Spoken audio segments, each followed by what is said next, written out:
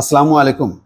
একটা খবর দেখলাম দর্শক, সেটা হচ্ছে পাল্টা শুল্ক কমাতে যুক্তরাষ্ট্র থেকে গম এবং উড়োজাহাজ কেনার সিদ্ধান্ত। তো এখন শুল্ক কমাতে যেয়ে আমাদেরকে সেখান থেকে গম কিনতে হবে, উড়োজাহাজ কিনতে হবে। গমের দাম যদি বেশি হয় সে বেশি দিয়ে কিনতে হবে। উড়োজাহাজের দাম তো সেটা আমাদের প্রয়োজন নাও লাগতে পারে। এখন যা আমাদের এয়ারলাইন্সের যে অবস্থা, তাতে উড়োজাহাজ আছে কি নেই সেটা বড় কথা না। বড় কথা হলো যে এখন আমাদেরকে অর্থাৎ যে শুল্ক সুবিধাটা নিতে গেলে এই কাজটা করতে হবে। অর্থাৎ যুক্তরাষ্ট্রকে এখন ট্যাক্স দিয়ে আমাদেরকে বাঁচতে হবে। আগে এক সময় যুক্তরাষ্ট্রের অনুদান, সহায়তা, সহযোগিতা নিয়ে আমরা চলতাম। এখন পুরোপুরি সমানে সমান একটা বাণিজ্যিক যেন মনে হচ্ছে যেন আমরাও একটা যুক্তরাষ্ট্রের পর্যায়ের একটা দেশ, সুতরাং আমাদের সাথে হবে একেবারে সমানে সমান বাণিজ্য। এই যদি নীতি হয় তাহলে নিঃসন্দেহে বলা যায় যে আমরা আসলে ক্ষতিগ্রস্ত হচ্ছি, অর্থাৎ যুক্তরাষ্ট্র থেকে আমরা কিন্তু তাহলে সুবিধাটা পাইলাম না। ডোনাল্ড ট্রাম্প আসার পরে বাংলাদেশের ক্ষতি হলো, অর্থনৈতিক বা বাণিজ্যিকভাবে ক্ষতি হলো। যেমন বললাম তো যে আমরা আগে গম কিনতাম প্রতিযোগিতামূলকভাবে ব্রাজিলের বা অন্য যেখান থেকে আমরা সস্তা পাইতাম সেখান থেকে কিনতে পারতাম, কিন্তু এখন কিন্তু আমাদেরকে বাধ্য হতে হচ্ছে যুক্তরাষ্ট্র থেকেই গম কিনতে।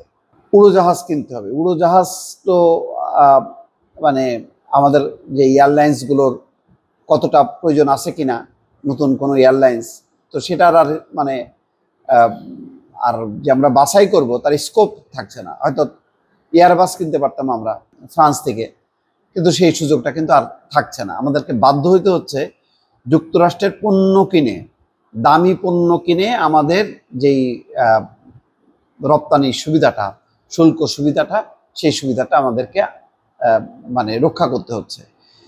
খবরে বলা হচ্ছে যুক্তরাষ্ট্রে বাংলাদেশি পণ্য রপ্তানিতে দেশটির প্রেসিডেন্ট ডোনাল্ড ট্রাম্প প্রশাসনের আরোপ করা বাড়তি 37% পাল্টা শুল্কের ঘোষিত হার কমতে পারে। এই জন্য দ্বিপক্ষীয় পর্যায়ে দর কষাকষি চলছে। চূড়ান্ত সিদ্ধান্ত আসতে পারে 29 জুন দেশটির সঙ্গে অনুষ্ঠেয় বাংলাদেশের বৈঠকের পর।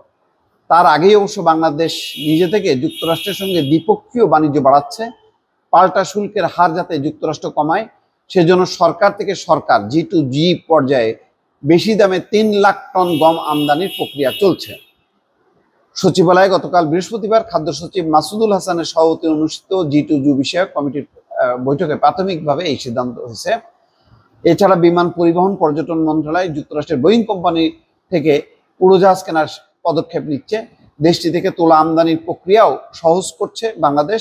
খাদ্য মন্ত্রণালয়, বাণিজ্য মন্ত্রণালয়, বিমান পরিবহন পর্যটন মন্ত্রণালয় সূত্রে জানা গেছে। সূত্র জানায় 29 জুন অনুষ্ঠেয় আলোচনা ফলপ্রসূ হলে ঠিক হতে পারে পাল্টা শুল্কের নতুন হার। এখন এই হলো পরিস্থিতি।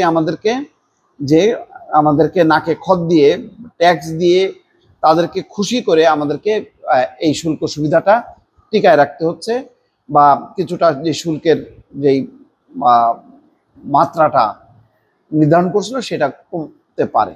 বাংলাদেশে যুক্তরাষ্ট্রে পণ্য রপ্তানি করে গড়ে 15% শুল্ক দিয়ে গত 3রা এপ্রিল হঠাৎ ট্রাম্প প্রশাসন পাল্টা বাড়তি 37, তার মানে আরও 37% শুল্ক আরোপ ঘোষণা করে। এতে মোট শুল্কের পরিমাণ দাঁড়ায় 52%।